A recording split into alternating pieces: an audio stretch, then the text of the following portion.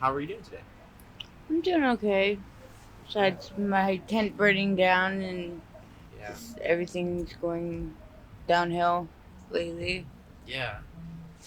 So, but you seem like you're trying to have a positive attitude about it. Trying to. Yeah. Sounds like it, but it's not easy, right? No, it's not. Especially living out on the streets. Yeah.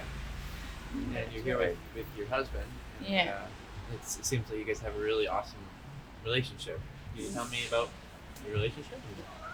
That's an interesting relationship how we met at a friend's mutual party 14 years ago.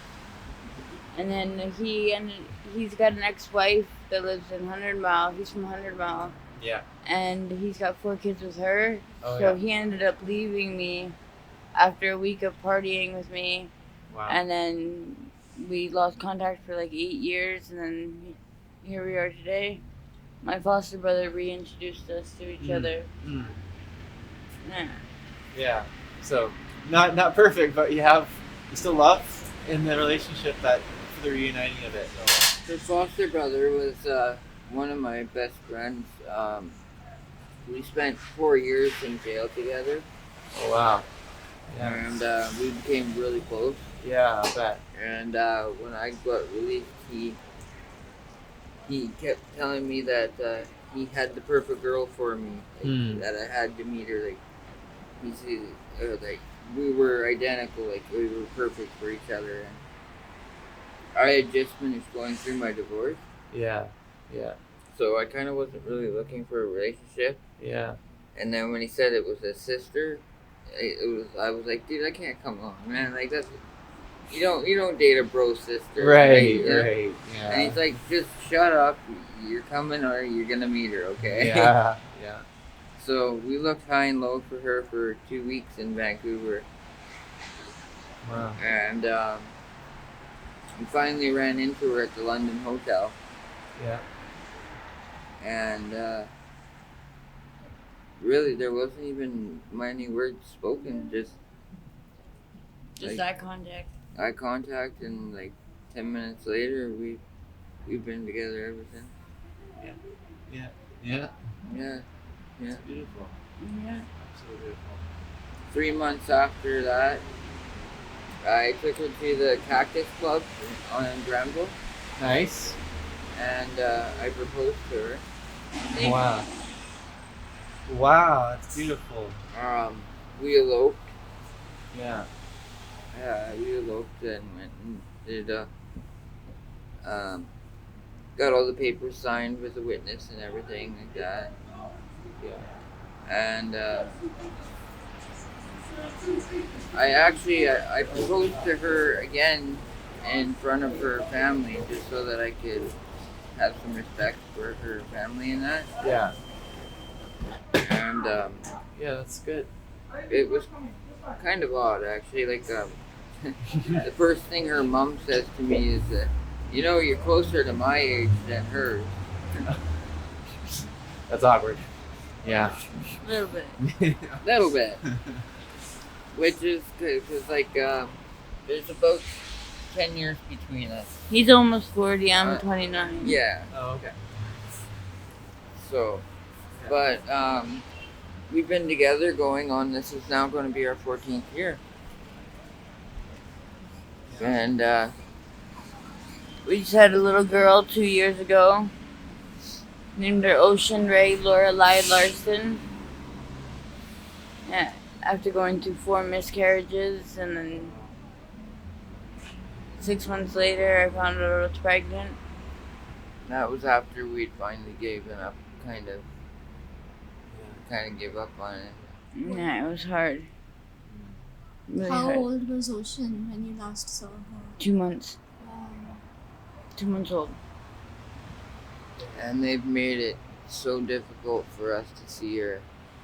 Yeah, she lives all the way in Mission. Does she have a foster family? She lives with my mom's friend. Okay. Yeah. Who I didn't want her to live with, but Yeah. I guess it happened. We think that she's trying to go for custody of her. Like adoption. which is not gonna happen. Happened with my first 3, not gonna happen with this one. The program was originally put in place by a guy who built it for women in addictions, so that it was a safe of heaven for a place for women who are addicted, so that the ministries couldn't just walk in and take their children from them, so that it gave the girls a chance to get clean and to have a chance at having their kids, right? Right. And on the morning of the anniversary date of the death of my son, her mom walked into the program and took our daughter on the basis of her mom saying that she didn't think that Haley could stay clean. And I already, that day is a hard day for me. So when I seen them there, I kind of couldn't deal with it. I just couldn't. No, he snapped. I snapped and I had to leave. I couldn't stay in the room. How long have you guys been on the streets?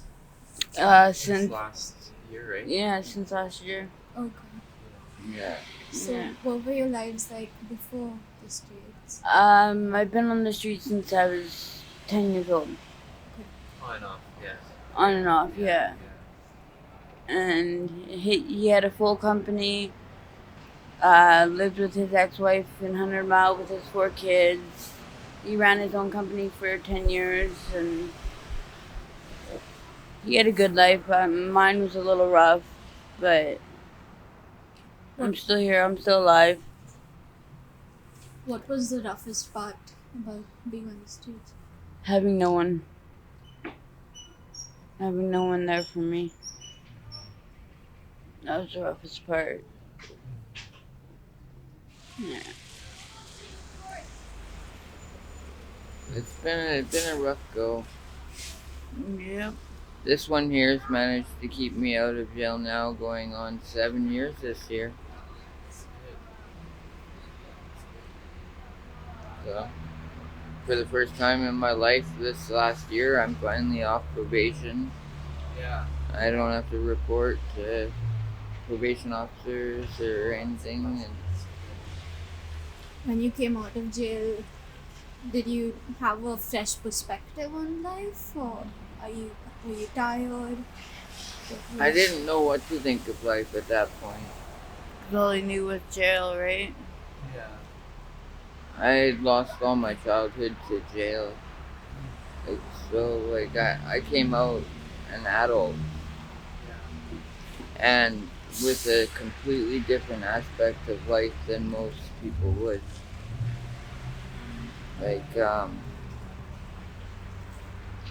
Jail is completely different than this. When you see stabbings every day, and just things that would just boggle your mind. I watched a guy do a head dive off the 3rd tier. Yeah, he killed himself. Stuff like that. In both of your lives, you were rejected by family, and you didn't really have a source of love. How do you all love each other? Where do you all draw that inspiration from to love each other and to protect each other? We've both created our own family. She's my best friend. My soulmate, he's everything. Without him, I couldn't do it. When we got reunited, I had already overdosed 3 times trying to kill myself. This was just after I had lost a son. I lost a 4.5-year-old boy. No matter what in life you go through, there's always a chance at something better. And from what me and her have been through in life, we've never let it change us. Yeah. We still today give the shirt off our backs to help people. We saved over 500 people down in Vancouver. Really? Wow. Yeah. We will not stop and walk past somebody on the street that's laying there and looks like they're half dead. That's Um, love. If somebody is to go down from drugs or whatever in front of us, We're right there. we'll stay there until they wake up so that nobody steals their stuff. Or if we see couples or anybody who's stuck on the street with nowhere to go, We usually bring them back to our camp. which usually ends up with us getting Stolen from. and everything, but we don't let it. We won't let it change us. We can't. So, That's incredible. if there is the one thing that I can say is the struggle's hard, yeah, but keep on trying, Just takes one step at a time. because eventually something has to give. We're really hoping that our chance at an actual healthy, good living life is coming soon. Hoping. We're trying really hard. What do you think people misunderstand about you the most? Sorry, last question. Okay. It sounds like you're misunderstood a lot. So I'm just wondering what y'all think. Judging a book by its cover. Yeah. Yeah. We get judged every store we go into. Oh, they're gonna be a thief. Oh, follow them. Oh, yeah. It's Bunch just, of stereotypes. yeah. Meanwhile, they're the stereotype, and they're the ones that Tattoos. Yeah. do it. Tattoos on my hands, tattoos on my face. But they don't understand what they are or what they mean. That's my son's initials that passed away on my eye. Those are all my kids.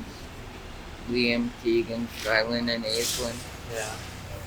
I got 2 butterflies here that are Elena and Xavier. Yeah. Those are 2 of my kids. Wow. Yes.